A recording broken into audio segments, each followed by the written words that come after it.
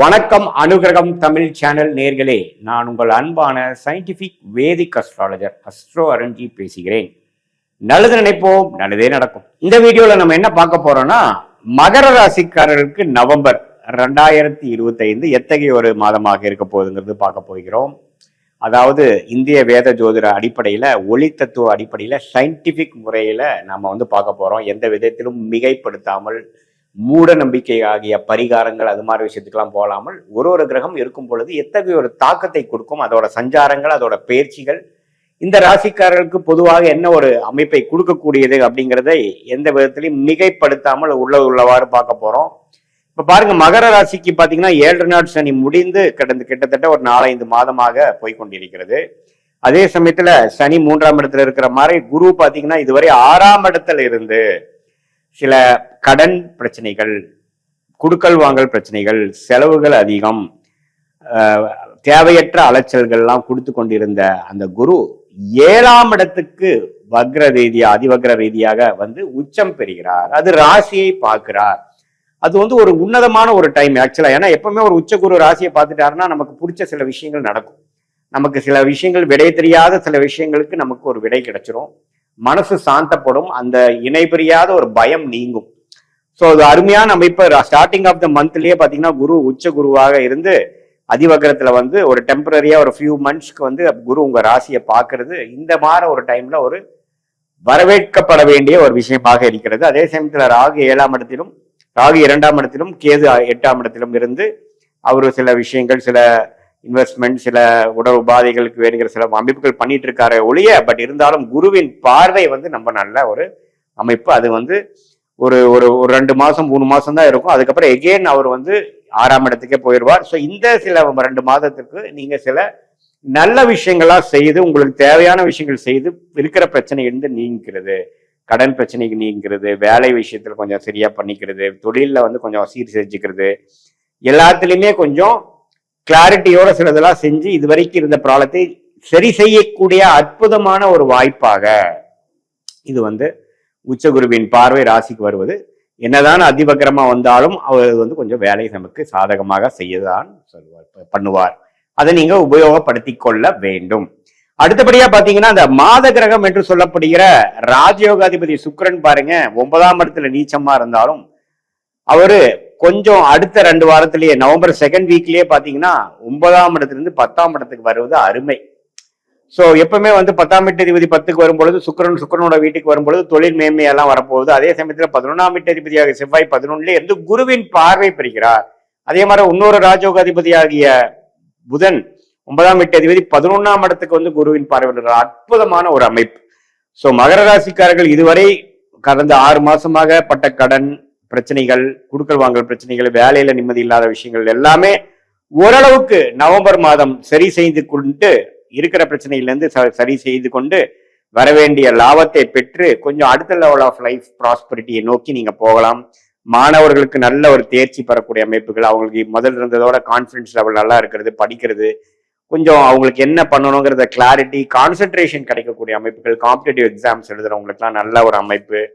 எல்லா வயதினருக்குமே ஒரு பாசிட்டிவான அமைப்பு. உச்சகுருவின் பார்வை 7ஆம் இடத்துக்கு ராசியை பார்ப்பதனாலையும், அதே சமயத்துல புதன், செவ்வாய், சூரியன், சுக்கிரன் போன்ற கிரகத்தை உச்சகுரு பார்ப்பதனாலையும் எல்லாமே இந்த மாதிரி மீடியா துறை, பாலிடிக்ஸ்ல இருக்கிறவங்க, சோலார் விஷயத்துல இருக்கிறவங்க, ரியல் எஸ்டேட் துறையில இருக்கிறவங்க, மெடிக்கல் துறையில இருக்கிறவங்க, ஸ்போர்ட்ஸ் ரிலேட்டடா இருக்கிறவங்க எல்லாத்துக்குமே ஒரு நல்ல பலனை குடிக்கக்கூடிய ஒரு அற்புதமான ஒரு மாதமாக மகர ராசிக்கு இருக்கு. இதை நீங்க எல்லாரும் யூஸ் பண்ணிக்கணும். பொதுவா பாத்தீங்கன்னா இது பொதுவான ஒரு ஜாதக கருத்தை ஒழிய, உங்களுடைய பிறந்த தேதி, பிறந்த நேரம், பிறந்த உரை வைத்து நம்ம ஒரு ஜென்ம ஜாதகத்தை போட்டோம்னா, நீங்க என்ன நட்சத்திரத்துல பிறந்திருக்கீங்க, மகர ராசியில நீங்க அவிட்ட நட்சத்திரத்துல பிறந்திருக்கீங்களா, திருவோண நட்சத்திரத்துல பிறந்திருக்கீங்களா, உத்திராட நட்சத்திரத்துல பிறந்திருக்கீங்களான்னு பார்த்து அதுக்கு தகுந்த மாதிரி என்ன தசாபுக்திகள் போய் கொண்டிருக்கிறது, அந்த தசநாதன் ஸ்தானபலம் திக்பலத்தோடு இருக்கிறார், குருவால் பார்க்கப்படுகிறார், அவங்க ஜாதகத்துல எந்த அமைப்புல இருக்கிறாருங்கெல்லாம் பார்த்து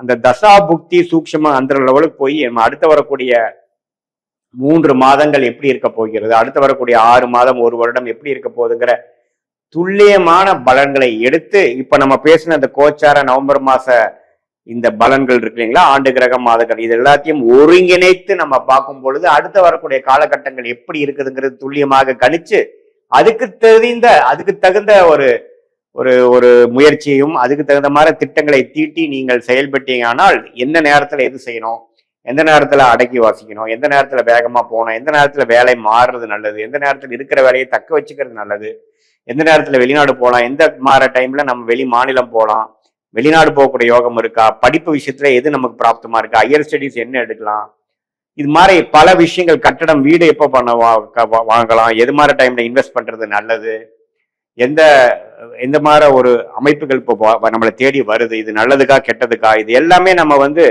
கிட்டத்தட்ட 18 வருஷம் இந்த இந்திய வேத ஜோதிடத்திலேயே நம்ம ஊறி சயின்டிபிக் வேதிக் அஸ்ட்ராலஜி முறையில எந்த விதத்திலையும் மிகைப்படுத்தி பார்க்காமல் உள்ளது உள்ளவாறு பார்க்கும் பொழுது அடுத்த வரக்கூடிய விஷயங்கள் எப்படி இருக்கு, இது நமக்கு சாதகமா இருக்கா, இப்ப இருக்கிற கன்ஃபியூஷன் நீங்கிற மாதிரி இருக்கா, நம்மளுடைய அடுத்த வரக்கூடிய ரூட் வந்து நம்ம எப்படி போக போறோம், இப்படி போலாமா அப்படி போலாமா, எந்த நேரத்தில் அதை எடுக்கலாம், இது எல்லாமே நம்ம வந்து இந்த இந்திய வேத ஜோதிட அடிப்படையில சயின்டிபிக் அடிப்படையில நம்ம அது துல்லியமா பார்த்து இப்போ நம்ம பேசின இந்த மகர ராசிக்கூட கிரக பலன்களையும் சேர்த்து வைத்து பார்க்கும் பொழுது வீண் விரயங்களாகிய சமய விரயங்கள், பொருள் விரயங்களை தவிர்த்து நமக்கு என்ன செய்யணுமோ அதை நேர்கோடியாக செய்து நம்மளுடைய பிராப்தம் நம்மளுடைய கர்மாவை தெரிந்து கொண்டுவேயானால் தேவையற்ற வேலைகள், தேவையற்ற செயல்பாடுகள், தேவையற்ற செலவுகளை குறைத்து, அது வந்து நேரம் செலவா இருந்தாலும் சரி, பண செலவா இருந்தாலும் சரி, அதெல்லாம் தவிர்த்து உள்ளது என்ன கரெக்டா இருக்கு நம்ம செய்யும் பொழுது